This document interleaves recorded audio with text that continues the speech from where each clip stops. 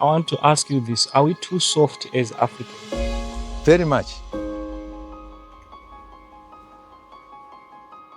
These African countries have got just political independence and not true independence, where we have gone back to truly who we are. We have abandoned our culture, so we have had cultural genocide in Africa, where the foreign cultures have been imposed and people have lost their identity. And that's the root cause of why we have so many challenges in Africa, because people are not confident, they are not grounded in their culture, in their nature, and because of that they are just like pieces of paper. When the wind goes this way, they go, following these so-called fashions and these mirages that the foreign media peddles on us. So that is the root cause of what we have as challenges in Africa, losing our identity. Africa is the richest continent in the world. Nowhere else can you produce food throughout the year and with so much abundance of labor, so much abundance of land. So we have everything that it takes. What we miss is the right mindset. So you're saying this is soap? This is soap nuts, yes. So they take out the nuts, and the nuts are like that. Inside there's a seed which is black, and that's we are going to plant again to get the soap. So this is, you get the form from this tree. Yes. Yes, you can see that. This is a couple that has drawn the attention of a lot of people in Zambia. Their lifestyle is admired by many as they grow their own food. The goal is to eat organic and prioritize health. Both of them have tested Diaspora life, and at the end of it all, they chose rural life. I managed to visit them deep in the rural areas of Zambia, and this was my experience with them. We are trying to reach 150k subscribers before the year end. So please subscribe. Yeah, oh, spinach. Yes. Oh. Okay. And this is millet. It's going to be millet in Shima. Oh. So you're using... So you're right, you don't use maize here? No. Maize. I haven't eaten maize for a long time. It seems like there's no cooking oil. Did you put cooking oil? No, nothing. So you don't? We put very little. Oh, very little. And the cooking oil is this olive oil. And being healthy also, you see, we are what we eat. We are what we eat. Yes. I wish people could know that. People, I would say we are so lost. I would have the audacity to say we are so lost. Because at the end of the day, we end up getting sick. Yes. And we start blaming it on witchcraft. Exactly, they witched me. Yeah. What are the things that we are supposed to start doing right as Africans? As Africans, we're supposed to go back to our roots. The basics. The basics. And we eat what our forefathers ate. But this time we have to reteach our young people. Yes. And that's why we are here. Because everyone has forgotten. They have to educate themselves how to grow that food. Yes. What is it that you ran away from the city life and chose this rural life? It's healthy, it's fresh air to start with. Yes, fresh air is very important. You wake up in the morning, you're greeted by different animals, different sounds. It just refreshes you. Yeah. And also, you are in touch with nature. Because then, you know that you're part of nature. In town, we know that we can buy everything. We have to go to the shop, buy that. We don't even know where it comes from. When we are here, we have to grow our own food and then look after our own. Oh. Yes, but I went away to UK for more than 10 years. You were in the UK for more than 10 years? Yes. How was life there? Busy. Busy, and you're just chasing after your shadow. I thought Never stopped. Never stopped. You know, life in the UK, you are chasing money, you are after money, you want to change your life back home. Were you really happy, even though you were getting the so-called money that was better than what you were getting here in Zambia? There was no money, I'm telling you. I came back with a laptop. transport money. And that was it. And then money to start renting my own house. Yeah. After 15 years, that's all you got. 15 years? Yes. So that's all you got. So it was a mouth to hand, like you don't really save because you have to live when you are there, you have to do your own studies, you have to pay for everything. So and then you are limited to what you can save in the bank. You are limited? Yes. And at the airport, they ask you how much money you have. So I want to ask you this. Are people really happy abroad? They don't show it. They are chasing the shadow, as I was saying. The name that I'm in UK, I'm London, yes, I'm in America. That's just the name. But ask them, are they really happy? No. My son just came back. And they've just gone back there. But they could just manage the fare, transport money coming. That's all. And that's how they went back. So it's a struggle. And if you have a family, it means you have to have a maid who actually looks after your child. So you are working for that. So you have nothing for yourself. So at the end of the day, really, you are in UK, but you're not really happy. But now, because I'm also behind you there, it's our own cassava. Just from one tree, we have 2 buckets there. Oh, so you put it in water for it to what? To ferment, yes, because it's a bitter one. Oh, like this is better for cancer? Yes. Are you sure? Yes, it is actually scientifically proven. So we can use nature to heal ourselves? Nature has everything. Yeah. So we can reverse, yes. So we've stayed with people who are sick. Yeah. Just last week, 2 weeks ago, I had my own mother, the aunt of the sister to my mother. She had TB, and they took the X-ray. The lungs were all black. So we said, let's stay with her here. She started eating healthy. We gave her the treatment for not smoking. I mean, she was a chain smoker. And we just used the pigeon pea leaves for making teas.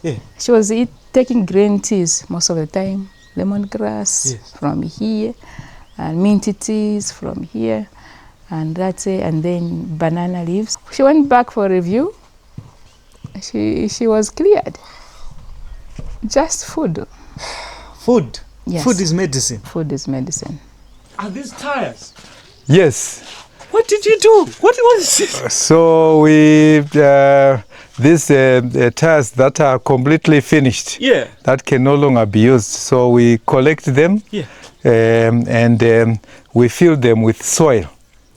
And so we build our houses using the tires. So we just pack. So what we do is right from the foundation, we lay the tires next to each other and we tie them with wire. And after tying them with wire, each one is packed with the soil. Each one is packed with soil and until we get to the roof. Even our food system has been captured. Yes, when Ukraine had a war with Russia, Africa started sneezing because we are dependent on wheat from Ukraine and Russia. So instead of Africa is rich of many foods, why did we leave our own local foods and become dependent on food that comes from 5,000 kilometers away from us? So that is softness, that you call softness. For me, is that we are captured, we are in a system that we don't understand, that it is exploiting us and making us poorer rather than richer. So unless we realize that we need to free ourselves from this economic slavery and reconnect with our roots, that's the way to African prosperity, African resilience, and a sustainable life for Africans as a whole.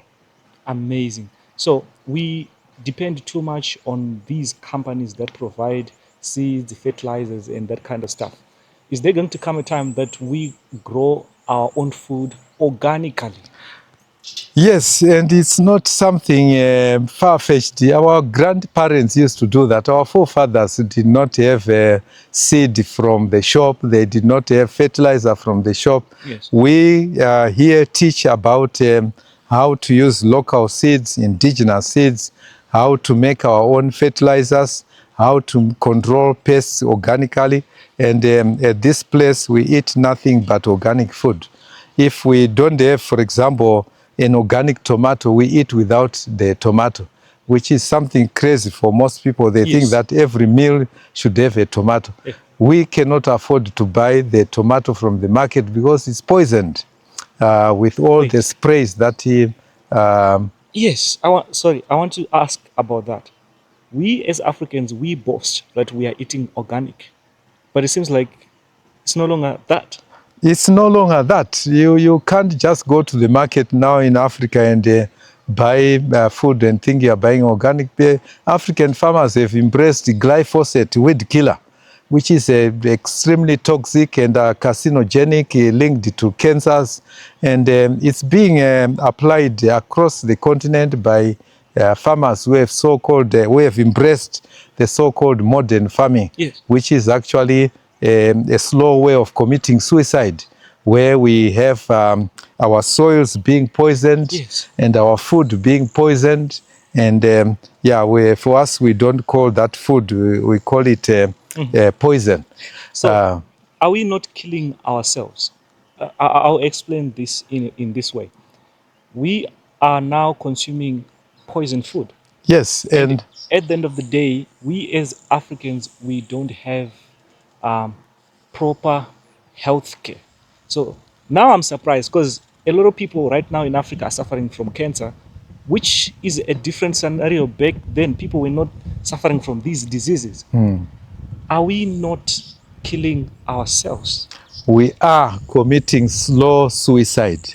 So if you talk to people, Yes. every other person you meet either is diabetic or has high blood pressure or a lot of these lifestyle diseases, and particularly the cancers. Yes. There is a rapid growth of this, and some of us associate those with the poisons that we are putting in our food.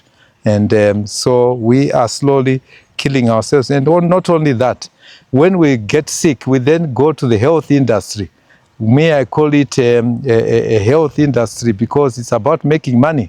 If you you eat these foods and you develop diabetes or hypertension, when you go there, you are told to take this medicine for the rest of your life.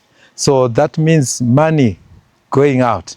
So at the top of this pyramid are the same people who control the food which poisons us, and who control the farming that poisons us, who control the hospitals. And the hospitals, they not only take our money, they also further worsen the problem. If you have come across some of the people who have had cancer, and you see the chemotherapy they've gone through, the chemotherapy literally destroys the patient. And so it's really a money-making thing that is a blanket all over our communities, and we need to liberate ourselves from this system that is draining everything in us, but at the same time poisoning us as well. So I want to ask this, your great-grandfather, from your own perspective, do you think that the life they were living back then, was it all about money or it was all about Ubuntu? That summarizes, there are two world views or mindsets in this world. Yes. There is the Western model of development, which is the guiding principle there is maximum profit. So people are crazy about money in that system, and it's all about money, money, money. In the alternative system, we believe that what is important is what we call Ubuntu. And the Ubuntu is the definition of a human being. So we are as human beings, we are social beings. Yes. So you cannot be a human being alone. Yes. You are only a human when you are with others and you are in collaboration, cooperation with others. So, and that leads me to also defining what happiness is all about, because life is about having good quality of life. Yes. Good quality of life is life that you enjoy, life that makes you happy. It has been said that money cannot buy you happiness. Yes. Some of the most miserable people in the world are the rich people, because they are always worried about the keeping their money and making more money. And the unfortunate thing about money is so addictive that you never say I have enough. So you keep chasing that shadow of money, and that money cannot buy you happiness. True happiness comes from relationships. That's how our African wisdom is so clever to come up with the Ubuntu philosophy, because it's only true good relationships that give you happiness. A sign of happiness is a smile. It's only another person who can make you smile. So that's when you are smiling, when you are laughing, that's when you are truly happy. So it has nothing to do with money. So it's about quality relationships. And that's why the African wisdom of Ubuntu is just unparalleled. I love what you said. It's only another person that can make you smile, make you laugh. That's amazing. That's gold right there. So I'm afraid now, as a young person, I'm afraid that we'll never see a time where people are practicing Ubuntu. Because if we are now living in a world where everyone is chasing money, where every man for himself, God for us all, we are no longer a society. Yes, and that's a mirage, the dummy that we have been sold, that we need to, we call this primitive accumulation, where we want to make money and buy this and buy that and buy that and buy that. And all these things never give us happiness. Because, you know, even now with your iPhone in the family, one is busy on the iPhone there, another one there, another one there, and you are not communicating within the house, in the same family. And you can never be happy. And you then become chasing the other needs, like our children. They are after these likes and on social media. And you can never satisfy the world. So they will never be happy. And the high rates of suicide come from those societies that are moving in the direction of this high-tech life, a life of chasing money and forgetting what it means to be truly human, which means you need to appreciate the people around you and give your best to the people around you. When you do that, you will get a lot of abundance in terms of happiness. You know, back in the days, a child was raised by the whole community. It takes the whole community to raise a child. These days, even teachers in schools are not even allowed to, to discipline a child. And where are we going with this? Because it did not start from Africa.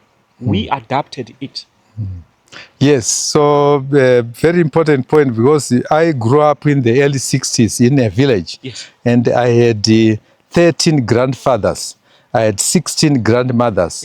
I had 61 mothers and 63 fathers and 213 brothers, 214 sisters. So that's how I grew up. And so it's not very far off that Africa used to have this. So some people are now calling it extended family system. For us, it was just family. When we were growing up in the village, when lunchtime comes, we'll just eat anywhere in the village. So there were no orphans, because you had so many parents. The whole village was raising us. So this is something that is not far off in Africa. And I had the privilege of having that in my childhood. But unfortunately, I cannot do the same with my children. They have been sold out to this life of chasing shadows. Are you disappointed with Africa? Yes and no. Yes, in the sense that we have allowed ourselves to be truly diverted from who we are, to be truly colonized. that I am disappointed. But no, because Africa is endowed with all the goodness, and the number one of this is the Ubuntu philosophy. So Africa is the place to be, because it has all it takes to survive in this age where the civilizations are moving towards mass suicide through this climate change and other disasters that we have created upon ourselves. So I want to talk about this. My name is Kelvin. It's not a Shona name, it's an English name. It's not from here. And when I was named this, even up to now, people, when they hear the name Kelvin, they say, oh, it's a good name. So I named my child Bukayo. It's a Nigerian name. And I figured, and some of the people were not happy that I named my child a Nigerian name. But if I had named my child an English name, they were not going to complain. So, do you think what I did was wrong to name my child an African name? Because for me, I regard Africans as one. Yeah. All of my children, if I can choose to name my child a name from Ethiopia, not a European name. I think you did well, because for a start, all these boundaries we now have across the continent, they were designed in Berlin with no African involved. So they are artificial boundaries. Involved. Yes, they are artificial boundaries just imposed, separating the same people. So I agree with you that even a name from Nigeria can be used anywhere. Then on the other hand, I will tell you also the story of my names. Okay. So when I was born, my mother called me Mugobe, named me Mugobe. Yes. And in English, that means gift or something like that. Yes. And so when I finished the primary school, there were very few secondary schools. So the nearest secondary school was run by the Catholic Church. So after passing primary, I went to look for a place for Form 1. Yes. And when I got there, I was told that we cannot enroll you here because you don't have the right name. Because they wanted to have a Christian name. So Mugobe was not considered a proper name. So I was sent back home, and I was advised to look for the nearest Catholic church so that my problem can be solved. And I went to that nearest Catholic church, and I was told you need to come for catechism classes. So at the end of these classes, I was given a book with the Christian names, and I was told choose one of the names there. Then I looked at the list of names, and somehow the name Walter looked interesting. Yes. So I said I choose this one. Then with that name, then I got baptized, and then they gave me a certificate which was written Walter. And then I took that certificate to the school now, and they said, now we can enroll you. So from that day, I had the Mugobe, Walter, and my family name Nyika. So you can see how powerful this colonization system was. So it was a gun in the one hand, a Bible in the other hand, and making sure that we are totally removed from who we are. Maybe you can also come and see our bathrooms, Yes. How we work here. This is our bathroom. So for our sanitation, we have an ecological sanitation system. Okay. And what that means is that we recycle everything. Yes. So this section is for the solids, for the feces. Okay. So it's built, so we don't dig pit latrines here. We have no pit latrines. Those are stupid because they contaminate groundwater. So our system is we build concrete boxes. Yes. So from the bottom up to here, then put a slab, and we divide the boxes into two. And when we are done, we use one side, one box. So you sit on the toilet, deposit your stool. Yeah. After depositing your stool, you use your tissues. After that, you take 3 cups of either ash or sawdust or compost, and you put on top of the stool. So you can hear there's no smell here. Yes. And there are no flies, because we always cover. Each time you use the toilet, you cover. There is no smell at all. Yes. So, and it's inside the house, the toilet, and so you don't have to walk outside to go to have your stool. Then this is strictly a urinary. So this is where we deposit the urine, yes. And the urine is flushed out into the garden to water the plants there. Yeah. So urine is sterile when it comes out of the body, so you cannot get cholera from urine or diarrhea from urine. Oh. So urine is urea, just rich in fertilizer, so it just enriches our plants and trees outside there. And the shower is on passive solar, so we have hot water here, but we use a solar geyser which is on top there, and so that's how our bathroom works. Guys are very clever.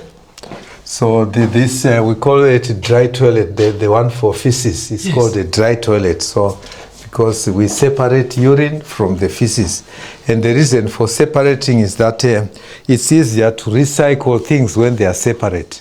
If you mix, then the waste becomes very difficult to process. This is a very common tree here, Msekese tree, yes. And it's a wild indigenous tree, and it produces these fruits.